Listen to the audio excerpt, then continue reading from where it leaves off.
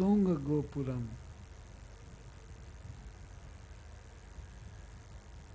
बहुत ऊंचे गोपुर थे।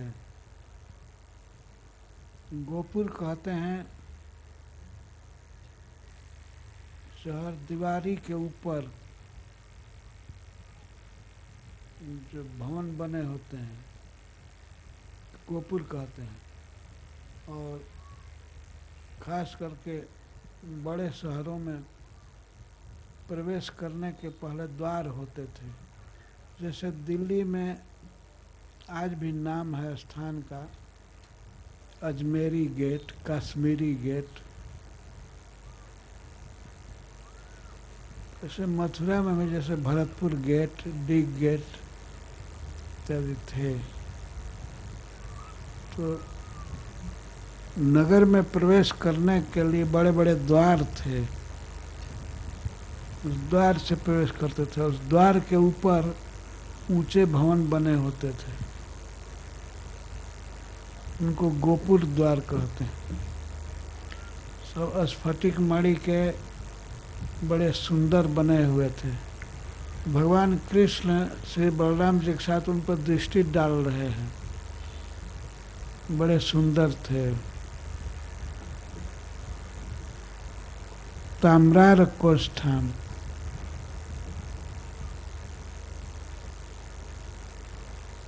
और सब जगह ताम्रार।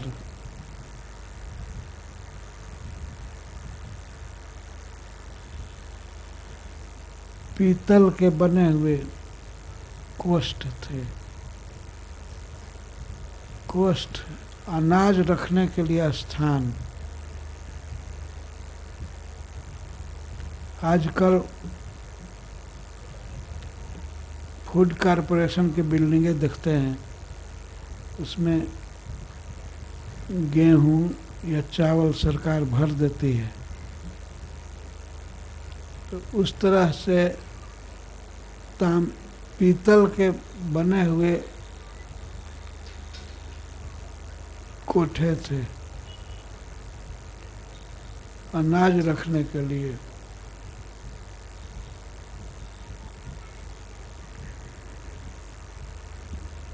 परिखा दुरासदा। और मथुरा के चारों तरफ परिखा,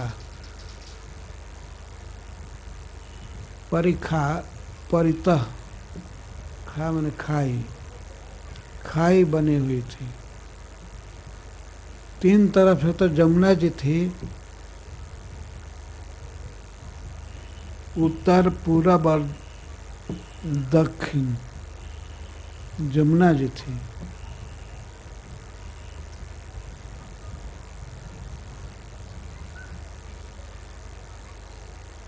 तो उधर से कोई प्रवेश नहीं कर सकता था, कोई शत्रु। और शेष भाग में खाई बनाई गई थी।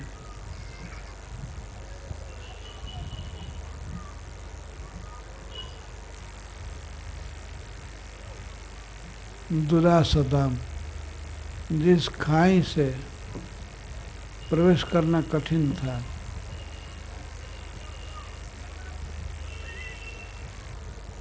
और बहुत से उद्यान थे, उपवन, फूल के बगीचा। अब तो सब वृक्ष को काट डाले, पहले बहुत वृक्ष थे मथुरा में। रम्य उद्यान और उपवन, उससे मथुरा बहुत सुशोभित थी। सौवर्ण श्रृंगाटक हर में निष्कुटई, सोने के शिखर थे, बड़े ऊंचे ऊंचे भवनों के।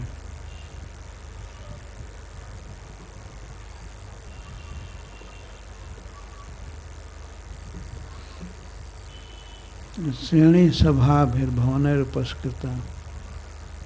और श्रेणी, बहुत से शिल्प जीवी मथुरा में थे। लोहारों की, सुनारों की बस्तियां थीं, दुकानें थीं।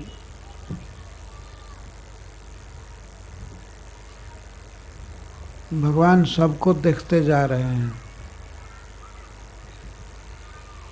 और सभा भवन है।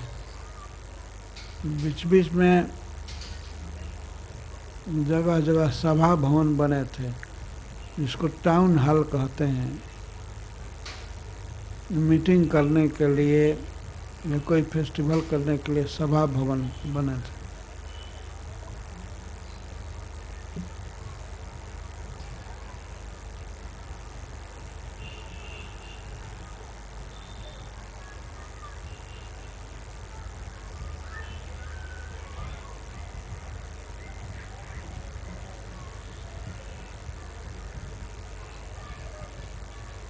और बहुत से चबूतरे बने थे। घर के बाहर चबूतरे बने थे और सबको मढ़ा गया था। किस चीज़ से? वैदुर्य मणि, नीलमणि, विविध प्रकार के रत्नों से मढ़ा गया था उसको। ये सीमेंट और मिट्टी का या ईंट का वेदी कुछ नहीं था, सब रत्नों से बने हुए थे।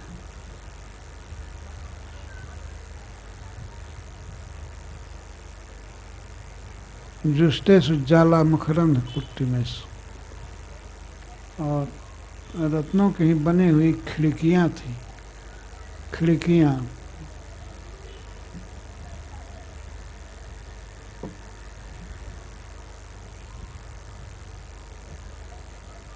और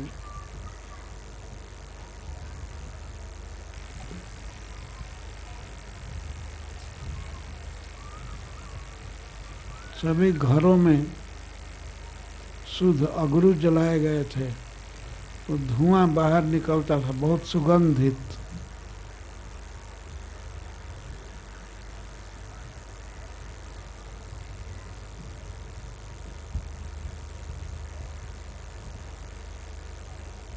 और भवनों के छत पर और जो बाहर निकला रहता है,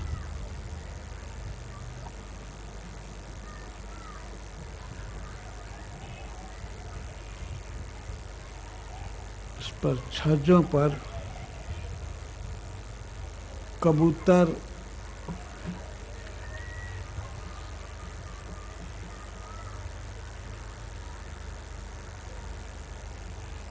मयूर आदि पक्षी थे, सब कोलाहल कर रहे थे।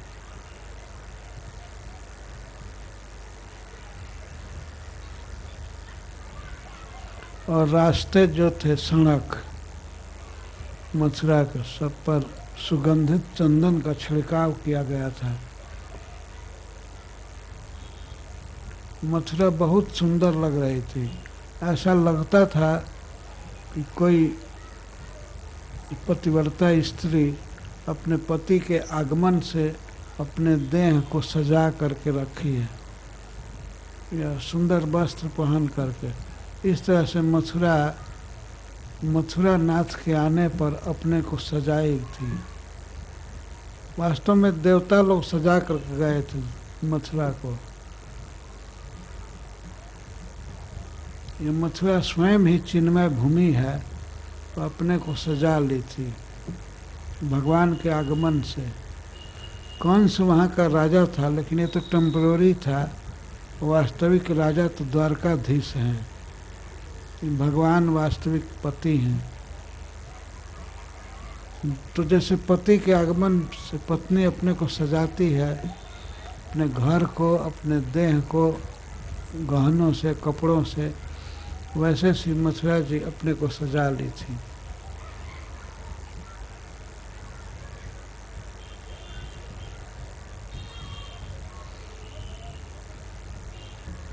सब जगह चावल और लावा आदि बिखेरे गए थे। और प्रत्येक भवन के द्वार पर सुपारी के पौधे लगाए गए थे और फल युक्त केला के वृक्ष, और पानी से भरा हुआ घड़ा रखा गया था। भगवान के स्वागत के लिए ये सब किया गया है। प्रसून दीपावली भी सफल है। प्रत्येक भवन के द्वार पर दीपावली मनाई गई है। दीपक की श्रेणियाँ, उसको दीपावली कहते हैं। तो भगवान के आगमन का स्वागत करने के लिए दीपक सजाए गए हैं और फूल सजाए गए हैं। प्रसून दीपावली।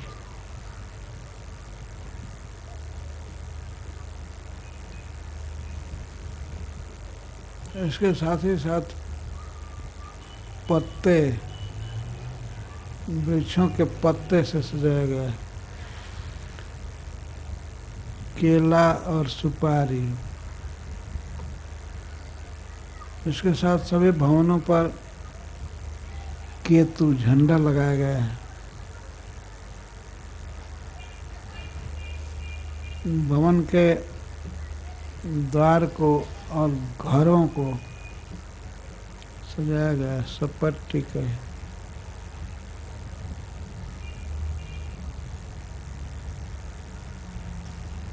तामसम प्रविष्टौ वसुदेव नंदनौ वृतौ वयसे नरदेव वर्तमना द्रष्टुम समय त्वरिता पुरस्त्रियो हर्माणि चवारोहुर्निपत्सुका।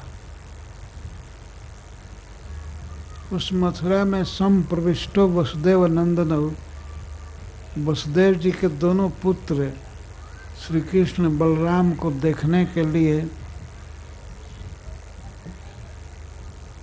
नगर की स्त्रियां अपने अपने घरों से निकलकर सड़कों पर आ गई। भगवान कृष्ण और श्री बलराम को देखने के लिए मथुरा की सभी ज्योति स्त्रियां अपने अपने घरों से निकलकर सड़क पर आ गई। और कोई कोई तो जो देख नहीं सकते थी वो तुरंत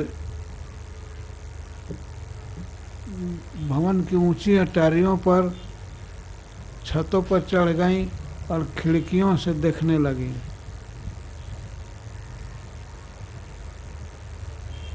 जब भगवान प्रवेश किए, वैसे नरदेव वर्तमना, राजमार्ग पर कृष्ण बलराम चल रहे थे, तो इनको देखने के लिए पुरस्त्रियः त्वरिता समयो, वे बहुत जल्दी अपने अपने घर से निकल करके जुट गई वहाँ कृष्ण बलराम को देखने के लिए।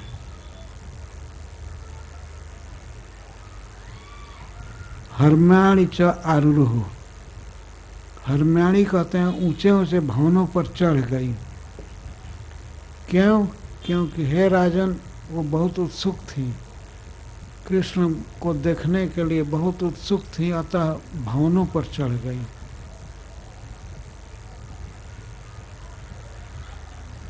ऊंचे ऊंचे भवनों पर चढ़ गई। काश्चित विपर्य धृतवस्त्र भूषण। कुछ तो इतनी ज़्यादा उत्सुक थी कि जल्दीबाजी में उल्टे पुल्टे आभूषण धारण कर ली।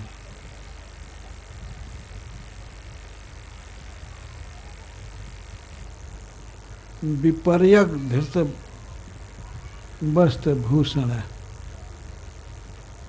उल्टा भूषण पहन ली।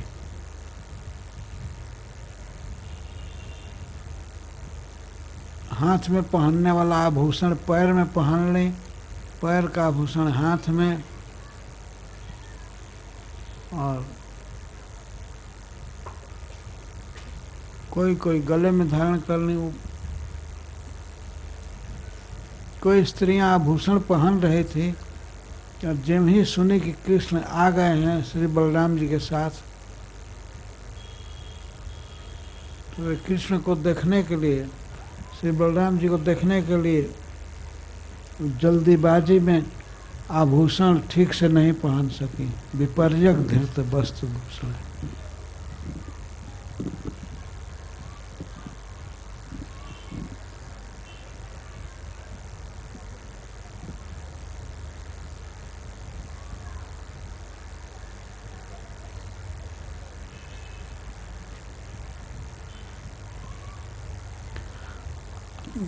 आभूषण पहनने की सुधि नहीं रही, कृष्ण को देखने की लालसा इतनी अधिक थी कि वो अपने शरीर के श्रृंगार पर ध्यान नहीं गया।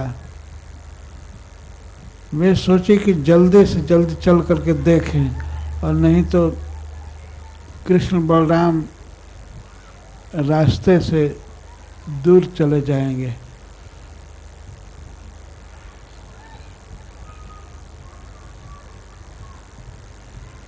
अतः जैसे तैसे धारण करके ऊपर चढ़ गए। विस्मृत चैकम जुगले सथा परा। कोई मथुरा नागरी ऐसी थी कि जोड़ा पहनने वाला जो आभूषण होता है उसमें से एक को पहनी एक को नहीं। जैसे कान में पहनने का आभूषण था तो एक कान में पहनी और दूसरे में नहीं पहनी।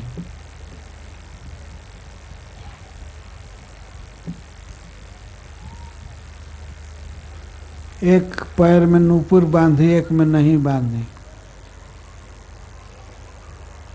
एक पत्र सोड़ेक नूपुरा।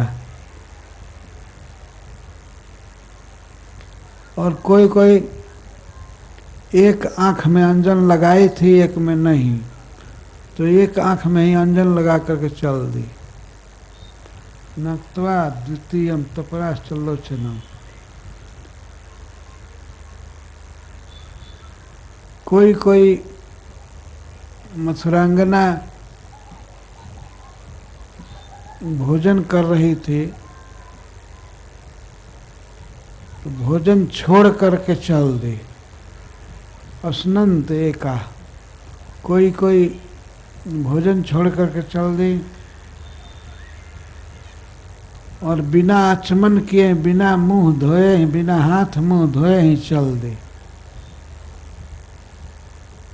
तो हाथ धोने की अब सुधि नहीं है और मुंह धोने की सुधि नहीं है। कृष्ण को देखने की लालसा बहुत बलवती है।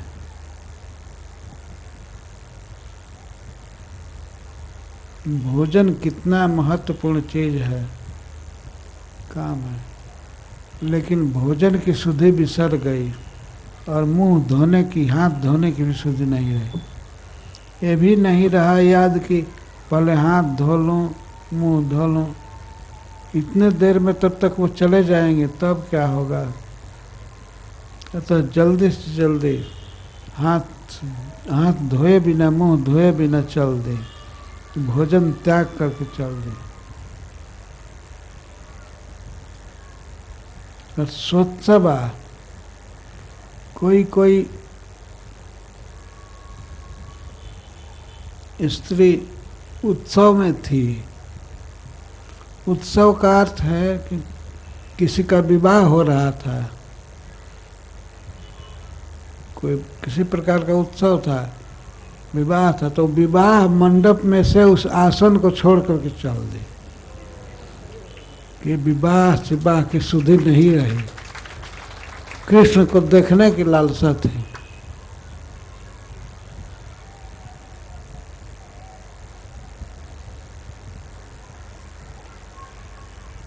अभ्यच माना अकृतों को मत जना। कोई स्त्री अंगराग लगा रही थी, उबटन लगा रही थी, तो अकृत उपमज्जना, तो बिना स्नान किए ही चल दी। उबटन लगा करके स्नान करना चाहिए, लेकिन वो बिना स्नान किए ही चल दी। स्वपंत उत्थाय निशम्य निस्वनम। और कोई कोई स्त्री सो रही थी तो तब निशम्य सुस्वनम निस्वनम, तो आवाज सुनी, कई स्त्रियों की आवाज, अरे वो आ गए नंदगांव वाले या ब्रज वाले आ गए, वृंदावन वाले। हल्ला होने लगा, हर्ष कोलाहल हो रहा था, हर्ष ध्वनि हो रही थी। इसको सुन करके वो सोते ही उठ करके चल दी। प्रपायंतर भूमप ही मातरा। और कोई कोई माताएं बच्चों को दूध पिला रही थी, वो बच्चे को छोड़ करके हटा करके और चल दी।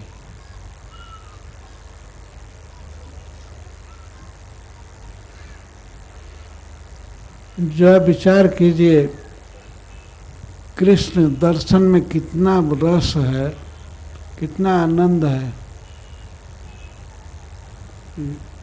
कृष्ण को देखने के लिए आभूषण धारण करना भूल गई और आंख में अंजन देना भूल गई। एक आंख में अंजन दी है, एक में नहीं। सुखदेव गोस्वामी ये सब दर्शन कर रहे हैं।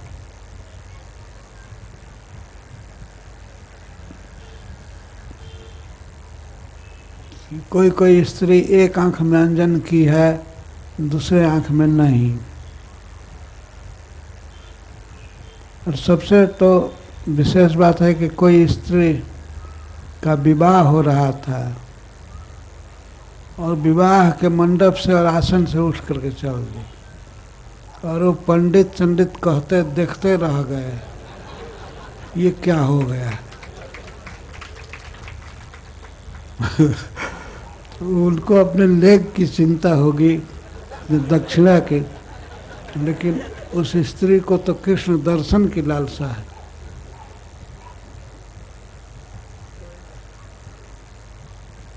और कोई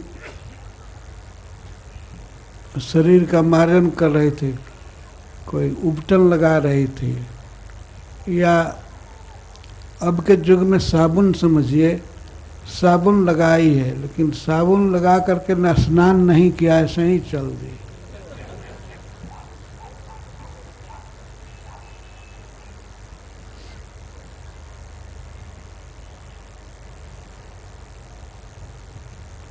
ये विचार नहीं आया कि स्नान करके चलो, इतने में तब तक तो कृष्ण चले जाएंगे दूर।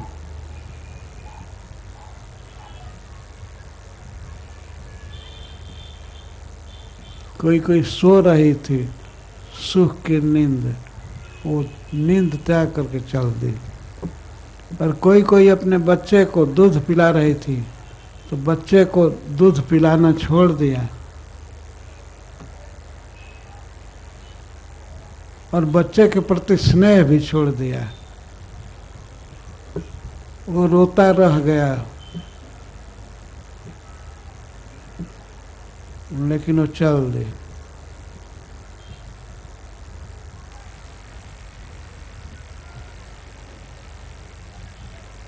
भगवान के प्रति, कृष्ण के प्रति जीव का इतना ज्यादा स्नेह है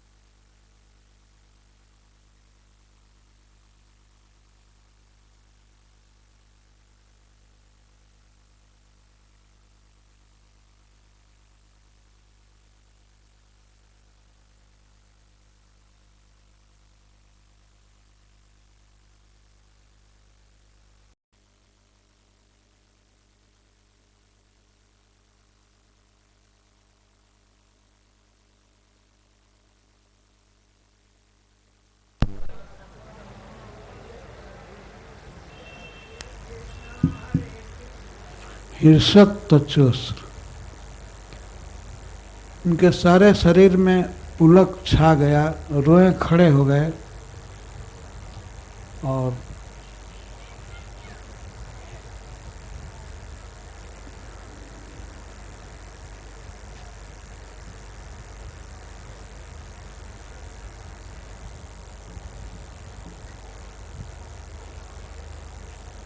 आंखों में आनंद के आंसू छा गए।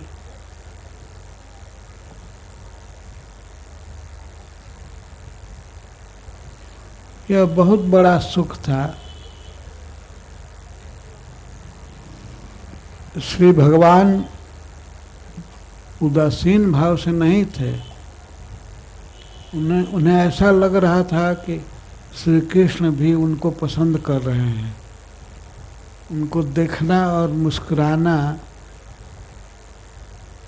उनको बहुत अच्छा लगता था। तो इस तरह से आनंद मूर्ति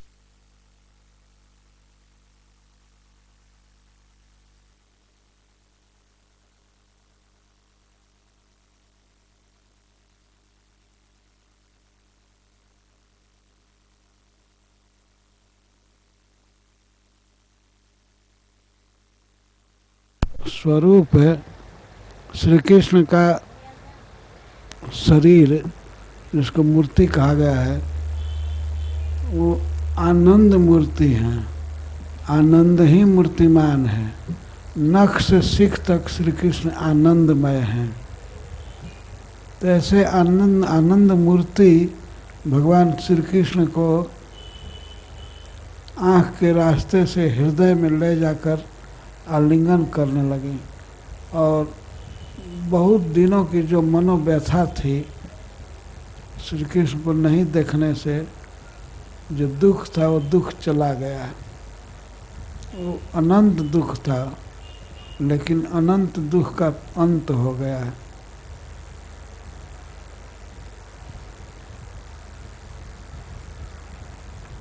प्रासाद शिखरारूढ़ा, ऊंचे ऊंचे भवनों पर स्थित वे नारियां और श्री कृष्ण बलराम को देख करके उन पर फूलों की वर्षा करने लगी और प्रसन्नता से उनका मुख खिल गया था। बहुत अच्छा लग रहा था। कमल के समान सुंदर मुख वाली वे स्त्रियां बहुत खुश थी और श्री कृष्ण बलराम पर फूलों की वर्षा कर रहे थे ऊपर से।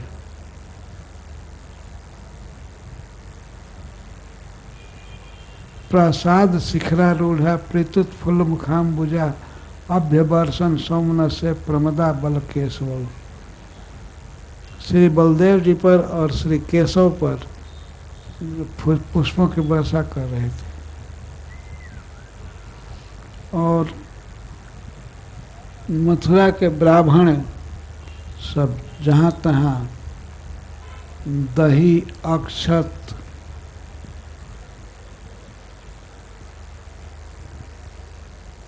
और माला सुगंध केसर आदि उपायनों से कृष्ण बलराम की पूजा कर रहे थे। जहाँ तहाँ मतलब उनका सम्मान कर रहे थे, स्वागत कर रहे थे। तत्र तत्र जाते, जहाँ जहाँ कृष्ण बलराम जाते थे तो स्वागत करते थे। मथुरा की स्त्रियां आपस में बात करने लगी। अहो गोप्यस्तव की मचरन महा। पौराह का अर्थ है पूर्वासी स्त्रियां कहती थी, अहो गोपियां कौन तपस्या की हैं जो इनको नित्य देखा करती हैं, इनका दर्शन करती हैं। गोपियों ने कौन ऐसा सुकृत किया है, कौन ऐसा पुण्य किया है कि वहाँ देखती रहती हैं।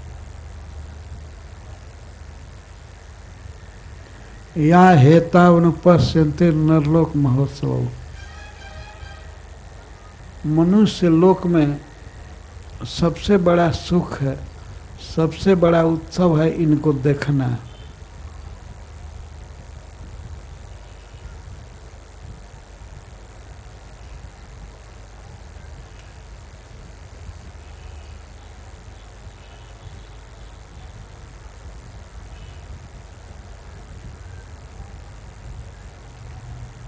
एक भक्त ने लिखा है, कौन भारी तप कैली गोकुला के बाला, बधुनन सनेहिया में बाके नंदलाला, भैले महारास पूर्ण चंद के अंजोरिया में।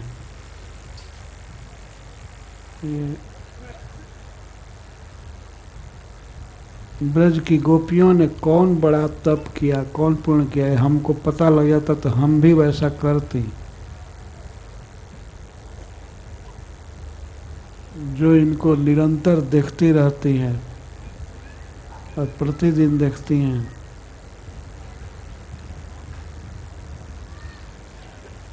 आपस में स्त्रियां इस तरह से बात करते हैं कृष्ण बलराम को देखकर। उसी समय सड़क पर चलते चलते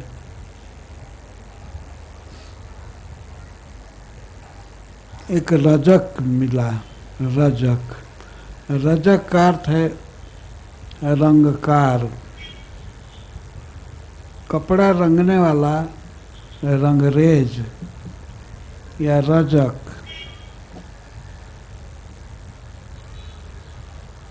एक धोबी मिला रास्ते में, तो उसको देखकर भगवान श्री कृष्ण तुरंत उससे बोले। वो कपड़ा का बंडल लिए था और बहुत से लोग उसके साथ सेवक चल रहे थे कपड़ा लिए हुए। बहुत सुंदर कपड़ा लिए थे, नया कपड़ा सब था। वो वस्त्र बेचता था और धोता भी था और रंगता था। तो भगवान ने उसको देख करके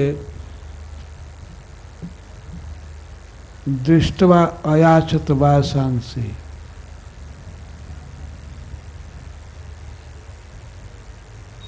धौतानी अत्युत्तमानि च।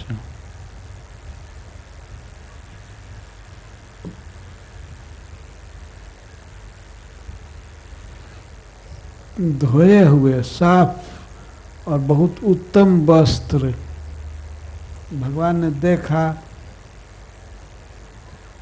तो उसको मांगे। जो सारे जगत के ईश्वर हैं, सब कुछ से पूर्ण हैं, उनको किसी चीज़ की कमी नहीं है। वे भगवान लीला कर रहे हैं। उससे कहे, हे अंग,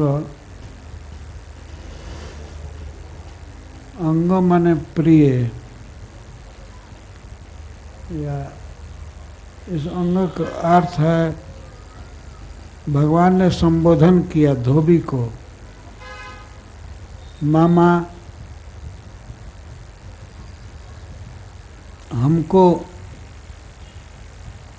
हमारे योग्य वस्त्र दे दो, हम दोनों भाइयों के लिए पहनने के योग्य वस्त्र दे दो। क्योंकि भगवान ये अनुभव कर रहे थे कि हम गांव से आए हैं, गांव में वन पहाड़ में रहने वाले वस्त्र अच्छा नहीं पहनते हैं, तो शहर में आए हैं सिटी में, तो अच्छा वस्त्र पहन लेना चाहिए। तो भगवान ने इस प्रकार उसको बड़ा प्रेम से संबोधन किया, कहा धोबी को, मामा हमको वस्त्र दे दो। रियल में भगवान अपने मामा गांव आए हैं।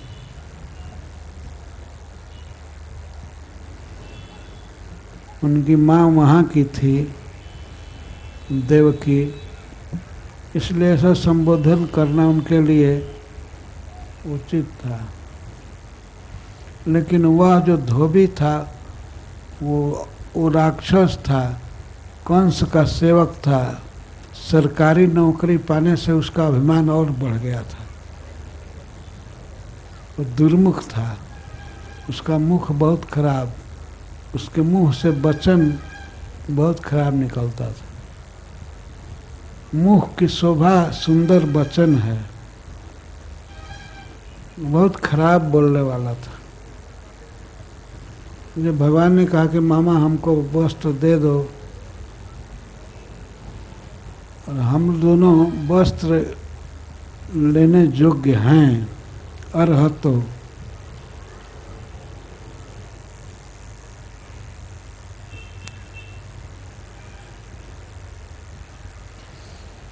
हम दोनों भाई वस्त्र लेने योग्य हैं और हमारे लिए समुचितानी उचित वस्त्र दो। मतलब हम पीला पहनते हैं, हमारे भाई नीला पहनते हैं, तो इनके लिए उस रंग का वस्त्र दो और हमारे लिए पीला दे दो। और तुम दो दे दोगे वस्त्र तो धातुस्ते नत्र संशय, तो श्रेयो, अब तुम दोगे तो देने से तुम्हारा मंगल होगा, श्रेय होगा, इसमें न संशय, इसमें कोई डाउट नहीं है। तो उसने कह दिया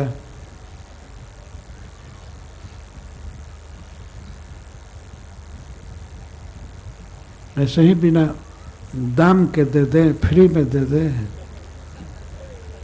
तो भगवान ने कहा कि पैसा मिलेगा थोड़ा देर के बाद, और पुण्य तो अवश्य होगा ही, पैसा भी मिलेगा थोड़ा देर के बाद।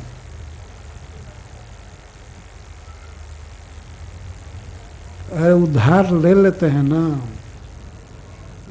जरूरत है अब दे दो, कुछ समय के बाद पैसा ले लेना। तुम दान करोगे, दोगे तो तुम्हारा बहुत श्रेय होगा, मंगल होगा, और इसमें संशय नहीं है।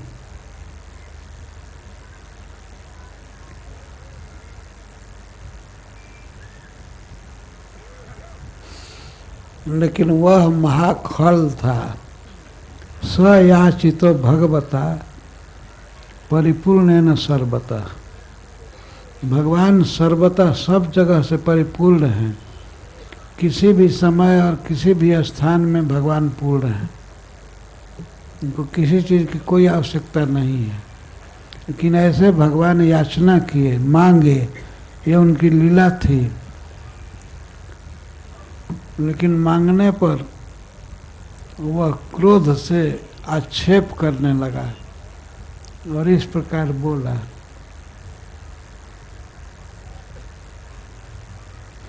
ईदृशा ने वो बात संसिप नित्यम गिरी बने चरा। अरे रोज पहाड़ में और वन में घूमने वाले, क्या ऐसे ही वस्त्र तुम लोग पहनते हो? ये वस्त्र देखे हो कभी? ऐसे वस्त्र कभी देखे हो? पहनने की बात तो दूर रही, ये राजा के वस्त्र हैं। तो क्या ऐसे ही वस्त्र पहनते हो? अभी वस्त्र भगवान पहने थे तो उसमें गोवर्धन पर्वत के मिट्टी लगी थी, मिट्टी गाय चराने में तो स्वाभाविक है, दूध गोबर लगता रहता है, मिट्टी लगती है। तो गिरी बने चरा, गिरी मतलब गोवर्धन पर्वत में घूमने वाले और वृंदावन में घूमने वाले, तुम लोग ऐसे ही वस्त्र पहनते हो। इसका अर्थ है कि ऐसे कभी देखे नहीं, कल्पना नहीं किए, और लोभ हो गया। लोभ हो गया तो जानते हैं किसका वस्त्र है? राजा का वस्त्र है। अगर राजा के कर्मचारी सुन लेंगे तो फिर अरेस्ट करेंगे, मारेंगे और सारा घर द्वार लूट लेंगे। जहाँ के हो वहाँ चले जाओ, भाग जाओ यहाँ से, और जितना जल्दी भाग जाओ, अन्यथा सरकारी आदमियों को पता चल ही जाएगा। और अभी फोन कर दूंगा राजा कंस को, तुम दोनों को वो बंधवाएगा। ईदृशा ने शशि नित्यम गिरी बने चरा, परिधत्ता किमुद्वृता राज दरवाण भिपसता। अरे उच्छृंखल स्वभाव वाले, तुम लोगों के बोली पर कोई लगाम नहीं है, कहीं भी किसी का चीज मांग लोगे।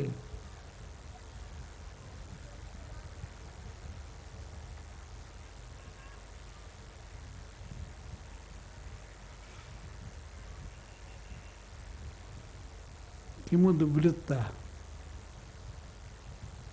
तुम्हारा आचरण ठीक नहीं है। उद्वृत्ता, उत्शृंखल आचरण है। तो भगवान तो किसी की श्रृंखला में बंधे नहीं हैं, स्वच्छंद हैं, लेकिन ये सरस्वती अर्थ है उसके मुंह से।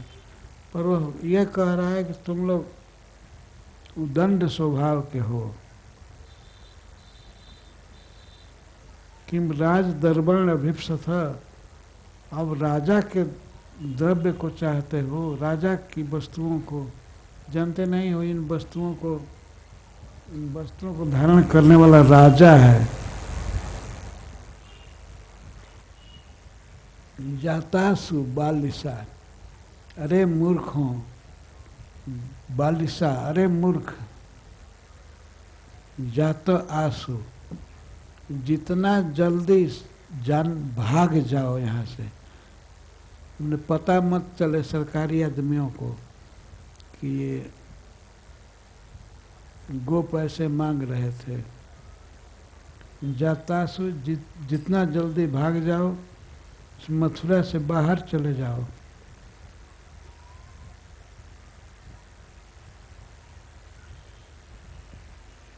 मैवम प्रार्थना यदि जिये विशाल, यदि जीने की लालसा है तो यहाँ से जितना जल्दी भाग जाओ।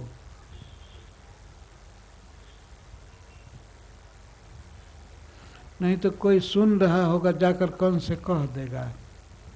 जल्दी भाग जाओगे तो अब वन में रहते ही हो, वन में तुमको खोजना कठिन होगा।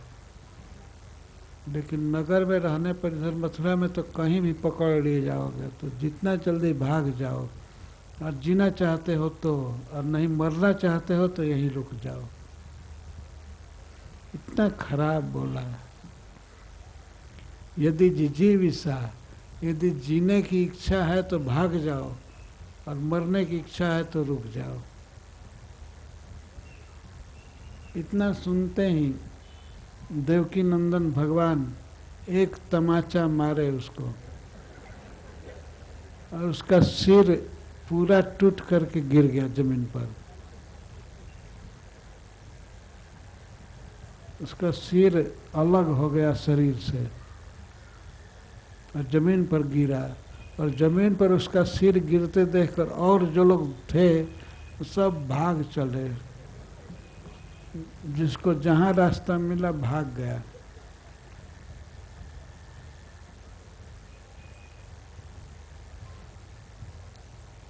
खराब वचन बोलने वाले को यही दंड भगवान ने दिया।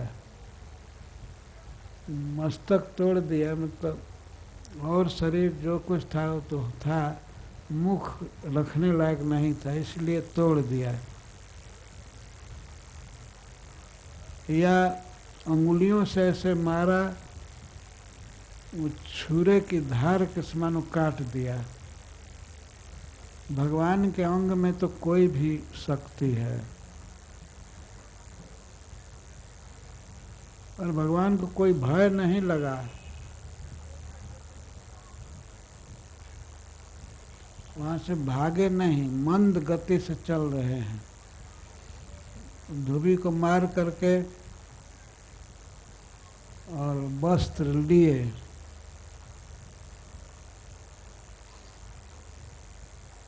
धोबी का मस्तक गिरा हुआ, वो मर कर वहीं पड़ा हुआ है। लेकिन भगवान वस्त्र फिर छांटे, अपने लिए पीला वस्त्र, और श्री बलराम जी को दिए छांट करके, लीजिए नीला वस्त्र ले लिए। और कुछ गोप सखाओं को दिए, जिनको जो पसंद था दिए, और कुछ छोड़ करके चले गए। ऐसा भी नहीं था कि कुछ कपड़ा बांध लें और ले चलें, छोड़ दिए रास्ते पर, जिसको ले जाना हो ले जाए। बलराम जी और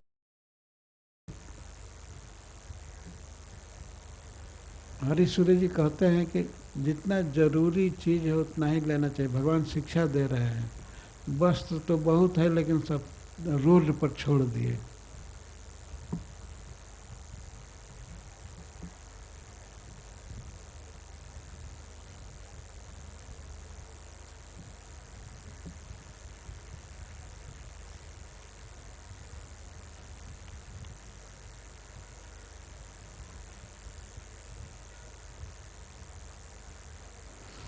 इसके बाद जा रहे थे सड़क पर, राजमार्ग पर, तो एक दर्जी की दुकान थी।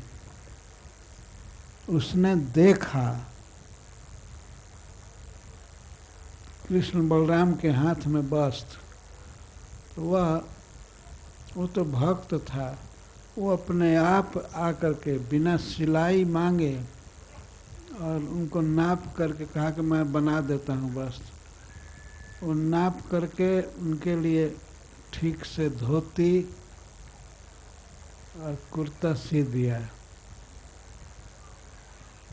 उस पर बेल बुट्टे लगा करके। प्रीता बहुत प्रसन्न था। तयोर्वेशम अकल्पयत, दोनों भाइयों के वेश को बना दिया, वस्त्रों को सजा दिया। विचित्र वर्णश्चय ले आए, विचित्र विचित्र प्रकार के चैलय वस्त्र, जो वस्त्र के ऊपर या किनारे में खास करके जैसे धोती होती है, किनारे कुछ दूसरे रंग का विचित्र रंग का वस्त्र सजाया बनाया।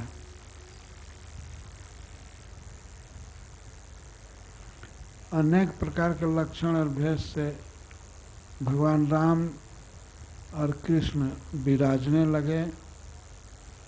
जैसे किसी पर्व पर हाथी के बच्चों पर का श्रृंगार किया जाता है, इसी तरह से बाल गजऊ,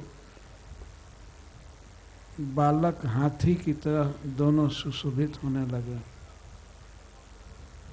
तस्य प्रसन्नो भगवान प्रदत्त स्वरूप महात्मना, उस दर्जी पर भगवान बहुत प्रसन्न थे और केवल इस प्रकार से सिलाई करने से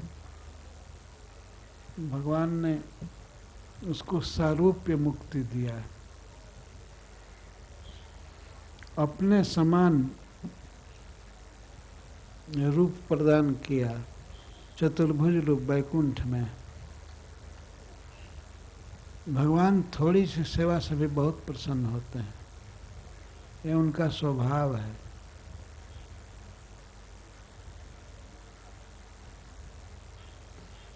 तो इसके बाद श्री भगवान अपने सखाओं के साथ और श्री बलराम जी के साथ आगे बढ़ रहे थे, तो वस्त्र हो गया।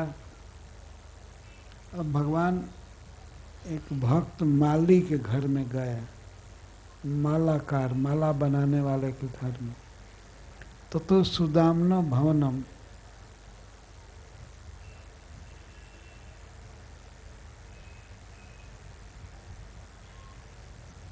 थोड़े से बाकी रह गए। उस दर्जी को भगवान ने सारूप्य मुक्ति तो दिया ही, श्रियम च परमाम लोके, और धन भी दिया, खूब धन। इसी जीवन में काफ़ी धन दिया और शारीरिक बल और स्मरण शक्ति और इंद्रियों की शक्ति। जब तक जिएगा खूब अच्छा से आँख काम करेगी और स्मृति काम करेगी, उसका दिमाग और सारे हाथ पैर सब ठीक रहेंगे।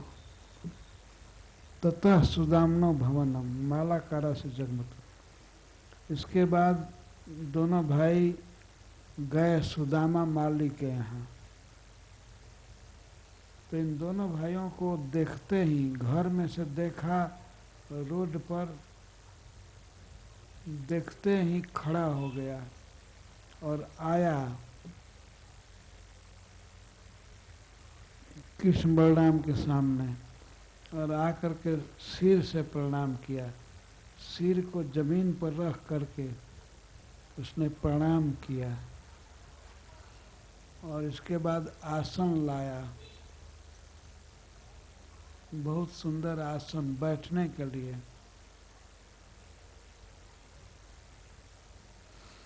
और चरण धोने के लिए जल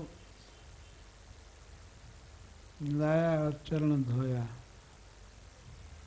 पूजम सानुगयोस चक्रे सख तांबुल अनुलेपने। और कृष्ण बलराम के साथ और भी जितने साथी थे, ग्वाल बाल,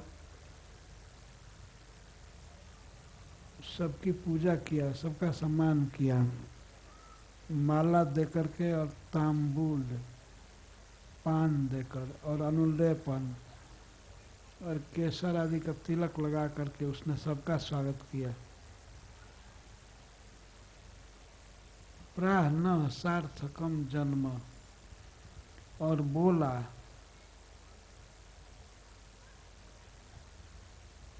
हमारा जन्म सफल हो गया, पावितम च कुलम प्रभो, और हमारा खानदान पवित्र हो गया, पावन बन गया,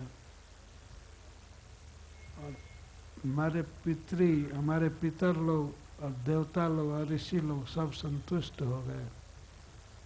तुष्टा आगमने नवाम, आप दोनों आए हमारे घर, तो इससे हमारे देवता पिता सब संतुष्ट हो गए, ऋषि जन संतुष्ट हो गए। भवंतो किल विश्व से जगतः कारणम, आप दोनों इस विश्व के जन्मदाता हैं, जगत के परम कारण हैं। आप अपने अंशों के साथ इस जगत के हित के लिए और विकास के लिए अवतीर्ण हुए हैं। आप में विषम दृष्टि नहीं है।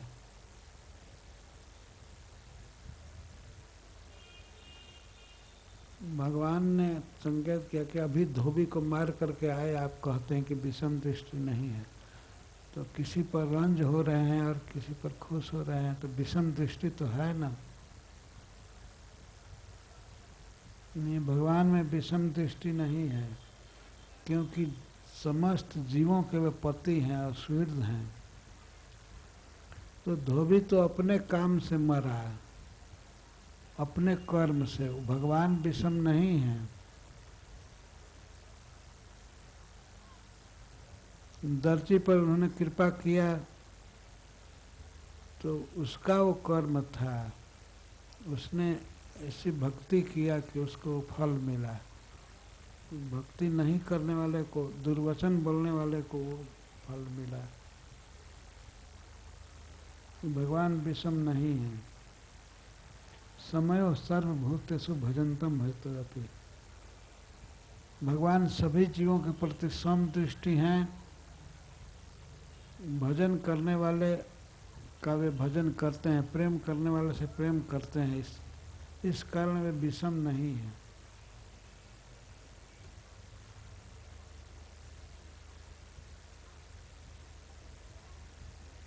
तो आप दोनों आज्ञा करें कि हम आपकी क्या सेवा करें।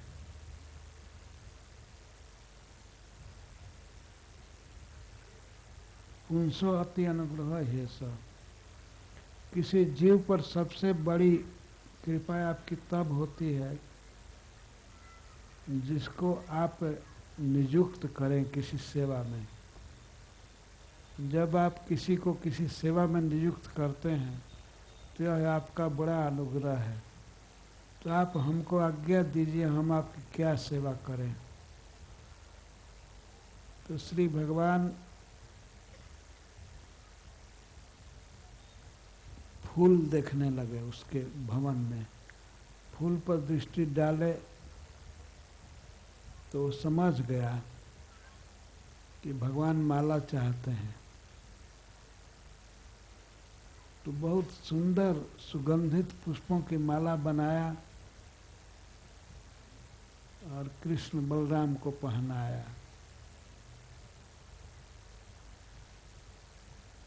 भगवान की ये बहुत बड़ी सेवा है। प्रेम से करना सेवा। भगवान को कोई आवश्यकता नहीं है, लेकिन भक्त के प्रेम से वे रिझ जाते हैं। तो अपने आप उन्होंने इशारा किया, हमको माला चाहिए, तो सुदामा माली बहुत उत्तम पुष्पों की माला बना करके पहनाया।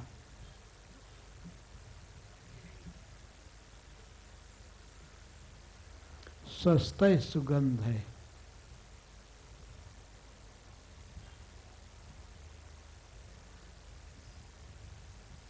बहुत सुंदर पुष्पों की माला बनाया।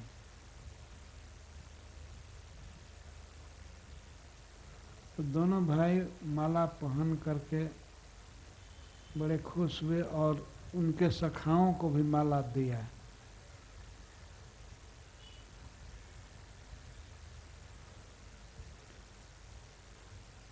उसको बहुत वर दिया भगवान ने। वर मांगने के लिए कहा तो सुदामा ने यही वर मांगा कि भक्तों के साथ उसकी मित्रता हो और सभी जीवों के प्रति दया और चकार से समता। इति तस्मै वरम दत्त्वा श्रियं चान्वय वर्धिनी। और ऐसा धन का वरदान दिया जो धन वंश परंपरा से बढ़ता जाए। उसके बाद उसके बेटा को ज़्यादा धन होगा, बेटा के बाद उसके पौत्र को ज़्यादा धन, इस तरह से बढ़ता जाए धन। और शारीरिक बल, आयु, बहुत दिन जीने का वर दिया और कीर्ति और बड़ा बड़ा काम करने का। इसके बाद बलराम जी के साथ सुदामा के भवन से निकल गए, राजपथ पर चलने लगे। इसके बाद अब ये 42वां अध्याय आ गया। इसकी कथा कल करेंगे। हरे कृष्ण। जय श्रील प्रभुपाद। कोई वहाँ स्थान संकीर्ण नहीं है, स्थान का संकोच नहीं है, काफ़ी जगह है। आप सभी लोग वहाँ रहिए, वहाँ से खा पी करके आराम करके इसके बाद मथुरा घूमिएगा।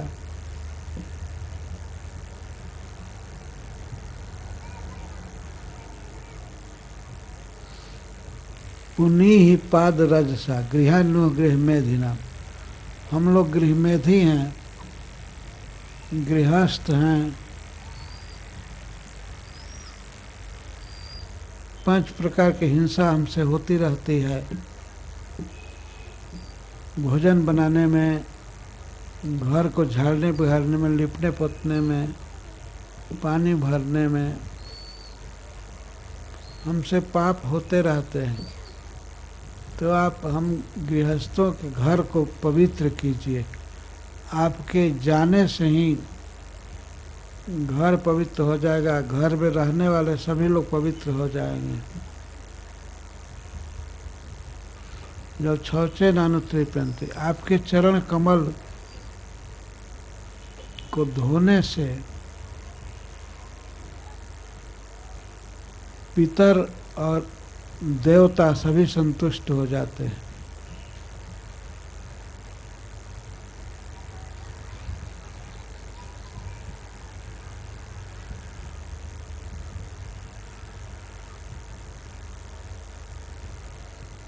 उदाहरण देते हैं अक्रूर जी कि आपके चरण कमल को धो करके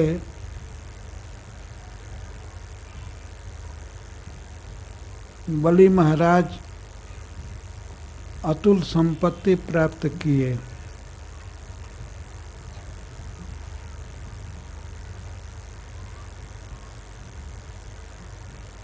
औनिजांग हृजुंगलम, आशीष लोक के बलिर महान। बलि महाराज का यश बहुत बढ़ गया, बड़े बड़े लोग उनकी प्रशंसा करते हैं। किस कारण से? आपका चरण कमल धोने से।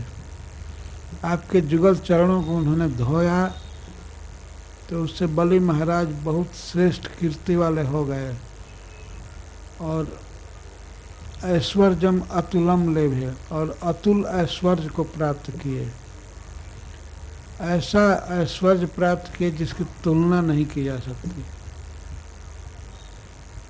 बलि महाराज सुतल लोक प्राप्त किए और उसमें भी भगवान को द्वारपाल के रूप में प्राप्त किए।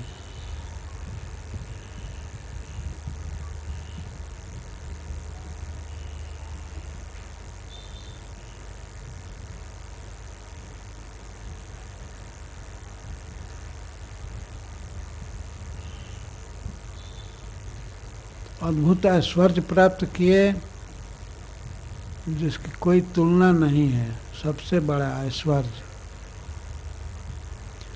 और एकांतिकी गति प्राप्त किए और वैकुंठ प्राप्त किए।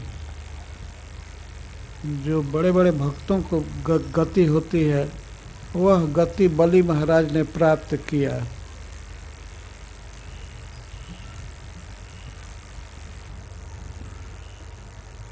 आपके चरणों का धोवन श्री गंगा जी तीनों लोकों को पवित्र करती हैं, ऊपर के लोगों को और मध्य के लोगों को तथा पाताल आदि के लोगों को। सब जगह जीव हैं तो सभी जीवों को भगवान का चरणोदक पवित्र करता है। आपस्तेंघ्रवने जन्य त्रिलोकान सुचयो पूनम, तीनों लोगों को पवित्र करता है। वो तो स्वयं पवित्र है ही गंगा जल, और तीनों लोगों को पवित्र करता है। शीर्षा धत्त या सर्व, सर्व माने शंकर भगवान। जिस चरण धवन को शंकर भगवान अपने मस्तक पर धारण करते हैं और स्वर जाता है सकरात, सगरात मजा। चरण धवन को बलि महाराज ने अपने मस्तक पर धारण किया और भगवान शिव ने। गंगा जी डायरेक्ट तो पवित्र करते ही हैं, इनडायरेक्ट में बहुत दूर जिस स्थान पर राजा सगर के पुत्र 60,000 पुत्र ब्रह्म दग्ध थे, वे ब्राह्मण का अपमान करने के कारण दग्ध थे, तो उस स्थान पर गंगा जी गई। वो जल से उस केवल स्थान का स्पर्श हुआ और भस्म का, शरीर भस्म हो गया था। उसका स्पर्श होने से वे राजा सगर के पुत्र सब स्वर्ग जाता है, स्वर्ग गए।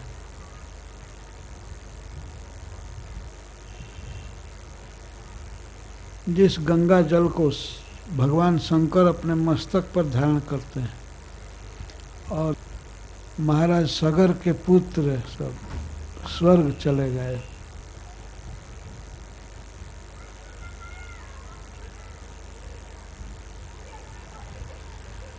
तो उन्हीं चरणों को मैं धोऊंगा, मैं धन्य हो जाऊंगा, अतः आप हमारे घर चलिए।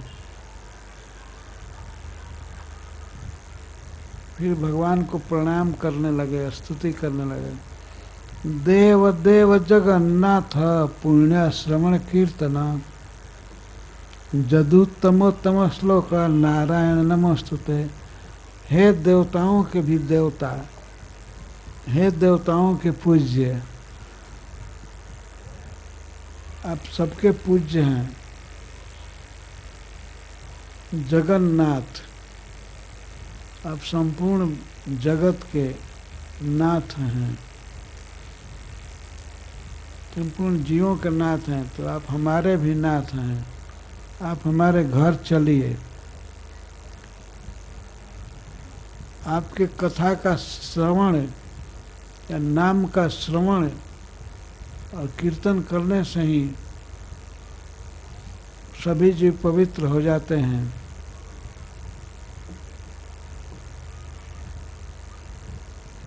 आप जादवों में सबसे श्रेष्ठ हैं और मैं एक जादव हूँ, अतः इस नाते से भी आप हमको कृतार्थ कीजिए।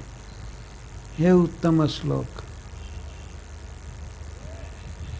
वेदों में आपके लिए बहुत उत्तम श्लोक गाए गए हैं। आपका यश माया के अंधकार से पार कर देता है।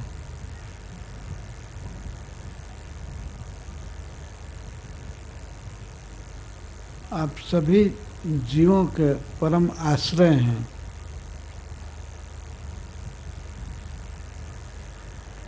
नमोस्तुते, आपको नमस्कार है। आप चलिए हमारे घर। तब श्री भगवान ने कहा, श्री भगवान उवाच आयास्य भवतो गेहम, मैं आपके घर आऊँगा।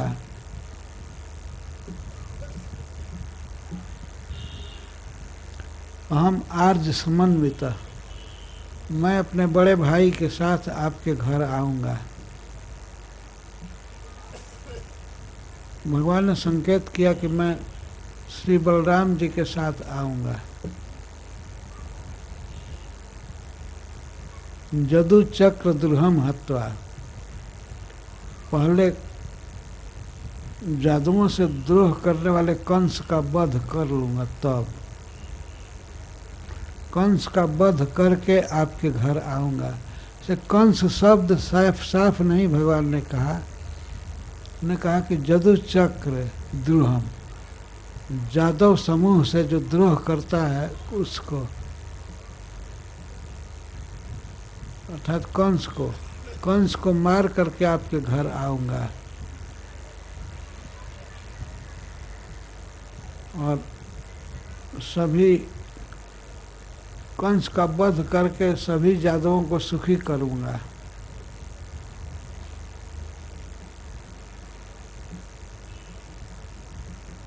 भगवान ने ऐसा क्यों कहा? कंस का, हरि सूर्य जी कहते हैं कि जितना जरूरी चीज़ है उतना ही लेना चाहिए। भगवान शिक्षा दे रहे हैं। वस्त्र तो बहुत है लेकिन सब रोड पर छोड़ दिए।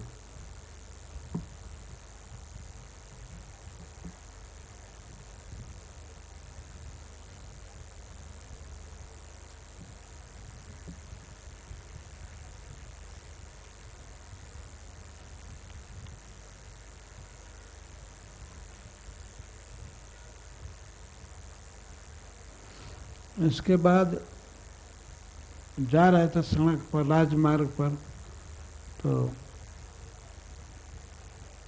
एक दर्जी की दुकान थी। उसने देखा कृष्ण बलराम के हाथ में वस्त्र। वो तो भक्त था, वो अपने आप आकर के बिना सिलाई मांगे और उनको नाप करके कहा कि मैं बना देता हूँ वस्त्र। वो नाप करके उनके लिए ठीक से धोती और कुर्ता सी दिया, उस पर बेल बुट्टे लगा करके। प्रीता बहुत प्रसन्न था। तयोर्वेशम अकल्पयत, दोनों भाइयों के वेश को बना दिया, वस्त्रों को सजा दिया। विचित्र वर्णश्चय ले आए। विचित्र विचित्र प्रकार के चैले या वस्त्र, जो वस्त्र के ऊपर या किनारे में खास करके जैसे धोती होती है, किनारे कुछ दूसरे रंग का विचित्र रंग का वस्त्र सजाया बनाया।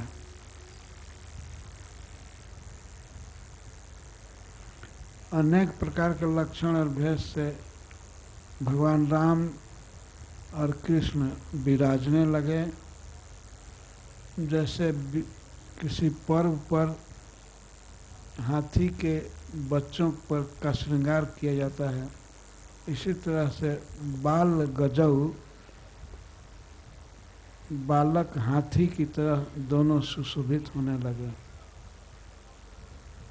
तस्य प्रसन्नो भगवान प्रदत्त स्वरूपमात्मना, उस दर्जी पर भगवान बहुत प्रसन्न थे और केवल इस प्रकार से सिलाई करने से भगवान ने उसको सारूप्य मुक्ति दिया है। अपने समान रूप प्रदान किया चतुर्भुज रूप वैकुंठ में। भगवान थोड़ी सी सेवा से भी बहुत प्रसन्न होते हैं, ये उनका स्वभाव है।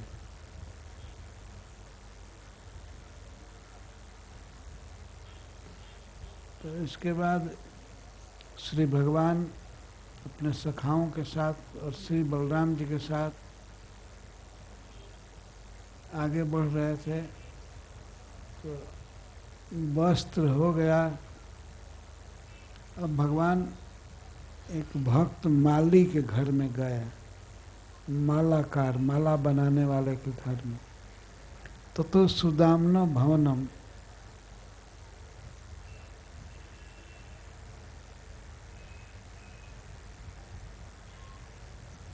थोड़े से बाकी रह गए।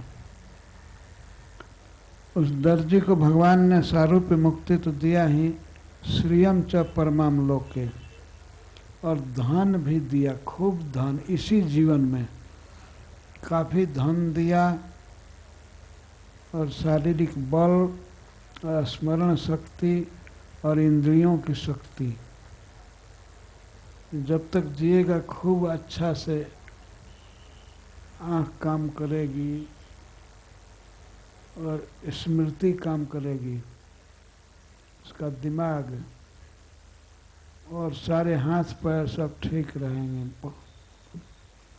ततः सुदाम्नो भवनम, मालाकारा से जगमत। इसके बाद दोनों भाई गए सुदामा माली के यहाँ।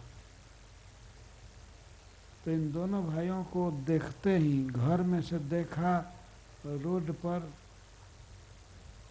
देखते ही खड़ा हो गया और आया कृष्ण बलराम के सामने और आकर के सिर से प्रणाम किया। सिर को जमीन पर रख करके उसने प्रणाम किया और इसके बाद आसन लाया, बहुत सुंदर आसन बैठने के लिए।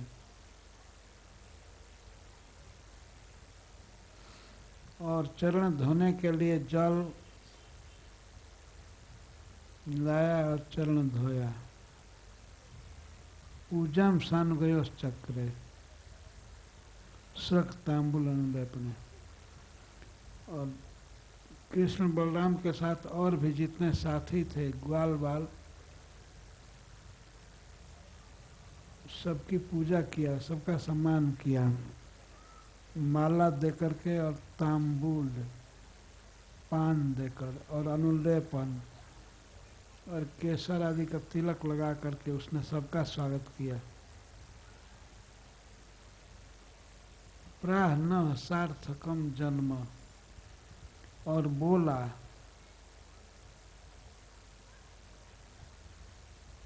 हमारा जन्म सफल हो गया,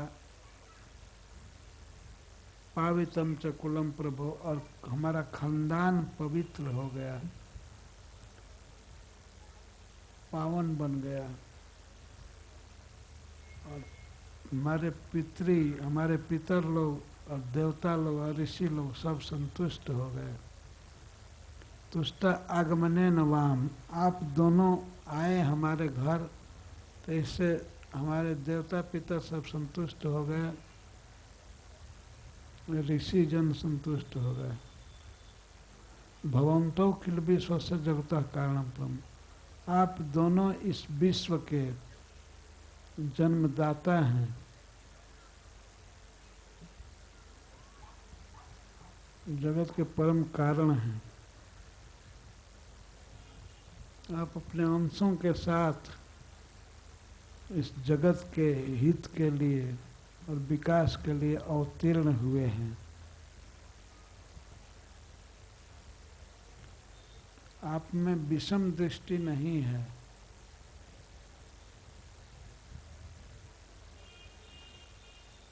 भगवान ने संकेत किया कि अभी धोबी को मार करके आए, आप कहते हैं कि विषम दृष्टि नहीं है। तो किसी पर रंज हो रहे हैं और किसी पर खुश हो रहे हैं, तो विषम दृष्टि तो है ना। नहीं, भगवान में विषम दृष्टि नहीं है, क्योंकि समस्त जीवों के वे पति हैं और सूर्य